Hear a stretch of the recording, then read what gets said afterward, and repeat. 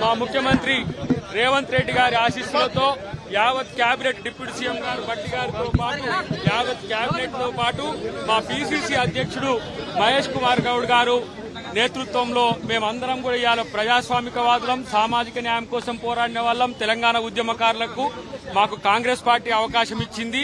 ఈ అవకాశం తెలంగాణకు మేము మళ్లీ పునరంకితమయ్యే అవకాశం మాకు కల్పించినట్టుగా భావిస్తున్నాం.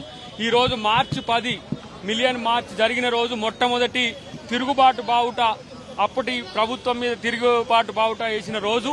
మరి ప్రజాస్వామిక పద్ధతిలో తెలంగాణ ఇచ్చిన సోనియా గాంధీ గారే ఇలా మమ్మల్ని మళ్లీ తెలంగాణ కొరకు మీరు సర్వీస్ చేయమని పంపించిండ్రు.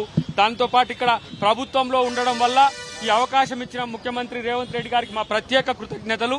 ఈ రోజు ప్రతి ఒక్కరు కూడా తెలంగాణనే కాదు తెలుగు రాష్ట్రాలు మొత్తం కూడా సంతోషపడుతున్న ఎన్నిక ఇది. మా జీవితంలో మాత్రం మర్చిపోలేనిది మరి మాకు అవకాశం ఇది.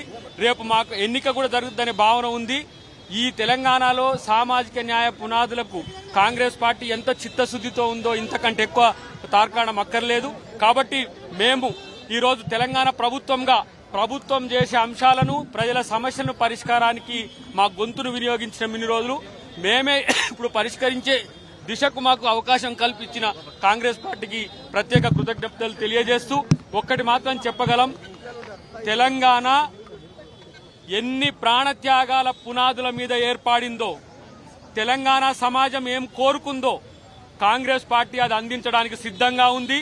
ఈ రోజు రాహుల్ గాంధీ గారి నేతృత్వంలో జాతీయ స్థాయిలో ఏ విధంగా కాంగ్రెస్ పార్టీ రేపు భవిష్యత్తులో అధికారంలో రాబోతుందో, ఇక్కడున్న అధికారాన్ని కూడా ప్రజల కోసం మరొకసారి వినియోగించడానికి రేవంత్ రెడ్డి గారు చాలా కృషి చేస్తున్న వైనాన్ని గమనిస్తూనే మాకి అవకాశం కల్పించి ఈ రోజు మమ్మల్ని గౌరవించినందుకు, సుదీర్ఘకాల పోరాటం తర్వాత మాకు అవకాశం ఇచ్చినందుకు ప్రత్యేకించి నేనుగా అద్దంకి దయాకర్ గా ఉద్యమకారినిగా మీకు అందరికీ తెలుసు, రాజకీయ నాయకునిగా ఒక గత 10 సంవత్సరాల నుంచి మీకు తెలుసు.